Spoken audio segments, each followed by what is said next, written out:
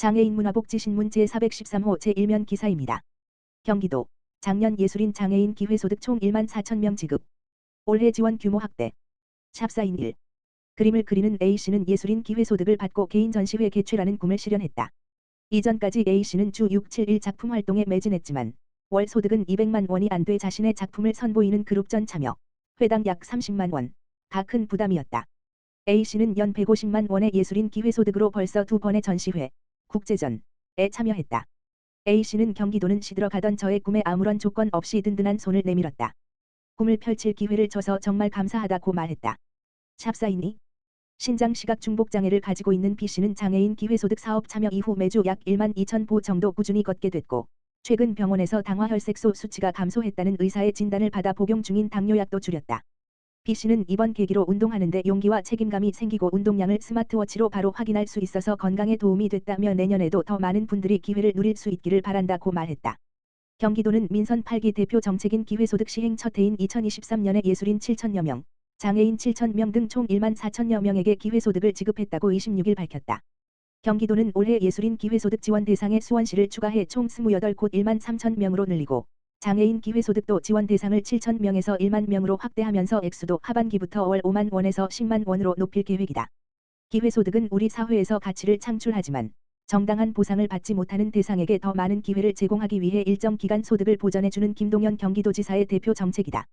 예술인 기회소득은 도에 거주하는 예술활동 증명 유효자 중 개인소득이 중위소득 120% 수준 이하인 예술인에게 연 150만 원을 2회에 걸쳐 지급한다. 도는 예술인이 일정 기간 기회소득을 받으면서 창의적인 예술 활동을 하고 그 결과로 나오는 사회적 가치를 도민들이 함께 나누는 것이 예술인 기회소득의 정책 취지라고 설명했다. 2023년엔 도내 27개 시군, 수원, 용인, 고양, 성남 제외를 대상으로 시행됐다.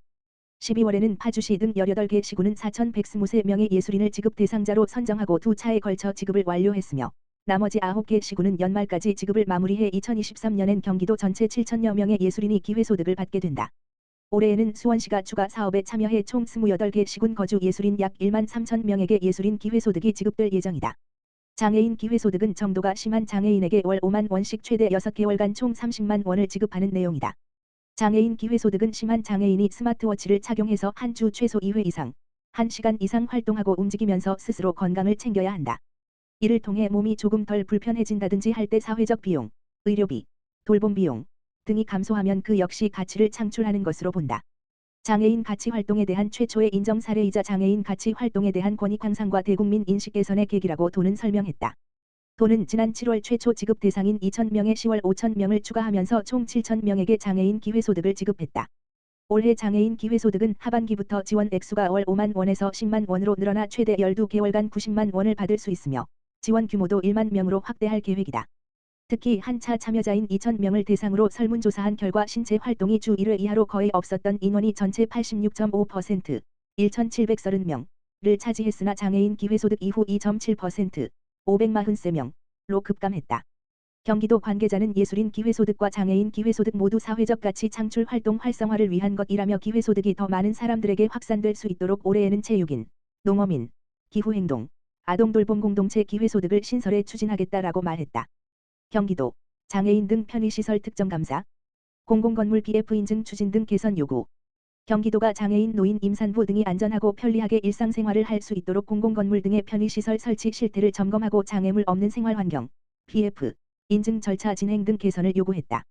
경기도는 지난해 11월 20일부터 12월 8일까지 도내 31개 시군의 장애물 없는 생활환경, BF, 인증 의무 이행과 장애인 등 편의시설 설치 운영 실태를 도민감사관과 함께 특정감사했다.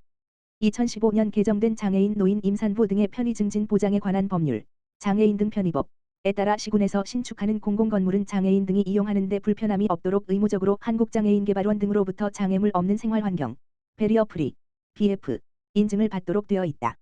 이에 따라 2015년 이후 장애물 없는 생활환경, BF, 예비 인증을 받은 도내 785개 공공건물의 실태를 점검한 결과 고양시 등 6개 시군은 내유동 커뮤니티 센터 등 7개 공공건물의 공사를 완료하고도 BF 본인증을 신청하지 않아 예비 인증 효력이 상실돼 시정을 요구했다. 또 성남시 등 14개 시군은 성남 육아종합지원센터 등 31개 공공건물에 대해 생활환경, BF, 인증을 신청했으나 인증기관의 보완 요구를 이행하지 못해 미인증 상태로 이용하고 있는 것으로 확인됐다. 도는 해당 공공건물에 대해 BF 인증 절차를 이행할 것을 통보했다. 이와 함께 도는 최근 3년간 장애인 등 편의시설 적합성 검토를 받은 2,109곳을 대상으로 편의시설 적합성 확인 및 사후관리 현황 등을 제출받아 한 차 점검 후 다중이용시설 위주로 2차 현장 점검했다.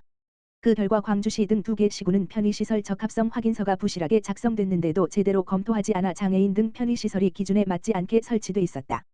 오산시 등 5개 시군은 편의시설 설치 대상 시설 5곳이 주출입구 접글로 임해 변경, 장애인 전용 주차구역 훼손, 장애인 화장실 적치물 방치 등으로 부적합하게 관리되고 있었다. 도는 이들 시군의 관리 감독을 철저히 하도록 주의 조치했다. 장애인 등 편의법에 따르면 시설주는 편의시설을 설치 기준에 적합하게 설치하고 유지 관리해야 하며 시장 군수는 소관 대상 시설에 대해 지도 감독해야 한다. 경기도는 현장 점검을 통해 외부에서 내부로의 접근뿐 아니라 내부에서의 이동과 시설 이용의 불편을 살펴보며 편의시설 관리 체계에도 적극적인 개선이 수반되도록 요구했다. 이번 감사는 31개 시군으로부터 클라우드 시스템을 통해 제출받은 약 3,000건의 장애인 등 편의시설 적합성 검토 자료를 분석했고 복지 건축 분야 도민감사관과 함께 현장을 함께 점검하는 방식으로 진행했다.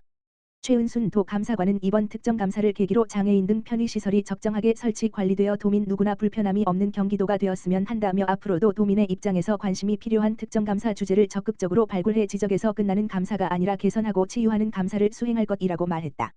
2024년도 국가공무원 공채시험 5,751명 선발. 2024년도 국가공무원 공채시험 선발 인원이 5,751명으로 확정됐다. 공공안전보장, 민생경제 지원 등 국민 생활과 안전을 보호하기 위한 일선 현장 인력을 중점적으로 채용한다. 인사혁신처 처장 김승호는 이 같은 내용의 내년도 공채 선발 규모를 사이버 국가고시센터 www.고시.kr를 통해 28일 사전 공개했다. 직급별 선발 인원은 9급 공채 4,749명, 7급 공채 654명, 5급 공채 305명 등으로 정년 퇴직 인원 감소, 정보 인력 운영 효율화 기조 등을 고려해 결정됐다. 주요 선발 분야는 교정직 801흔3명, 출입국 관리직 101흔9명, 마약 수사직 32명, 방재안전직 20명 등 공공 및 국민안전 보장 세무직 1235명, 관세직 109명 등 민생경제 지원 및 국민생활보호 전산직 234명, 통계직 102명 등 데이터 기반 디지털 플랫폼 정보 지원 인력 등이다. 또한 공직 내 대표성을 높이기 위해 장애인 7구급, 저소득층 9급의 채용 기회를 적극 보장한다. 장애인은 법정 의무 고용 비율 3.8%의 2배 수준인 320명 7.6%를 선발하며 저소득층도 9급 선발 인원의 법정 의무 비율 2%를 초과한 135명 2.8%를 선발한다. 한편 내년도 국가공무원 공채 필기시험은 지난 11월 사이버 국가고시센터를 통해 공고한 바와 같이 5급 및 외교관 후보자 선발시험이 3월 2일, 9급이 3월 23일, 7급이 7월 27일에 각각 치러진다. 다만 시험관리 사정 등에 따라 시험 일시, 장소 등이 변경될 수 있다. 이 밖에 민간 경력자 지역인재 등 인사처 주관 경력 경쟁 채용 시험과 각 부처 주관 경력 경쟁 채용 시험, 경찰 소방 등 특정직 공무원 및 지방 공무원에 대한 채용 계획은 각 기관 누리집 등을 통해 별도 공지할 예정이다. 내년부터는 수험생 편의를 보다 높일 수 있도록 국민비서 국비를 통해 원서 접수 기간 등 시험 일정 사전 알림 서비스 별표 사인을 제공한다.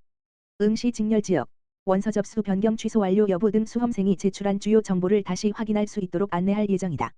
사전 안내를 받고자 하는 수험생들은 사이버 국가고시센터의 2024년도 시험 일정 사전 알림 신청에서 관심 있는 시험을 선택해 신청할 수 있다.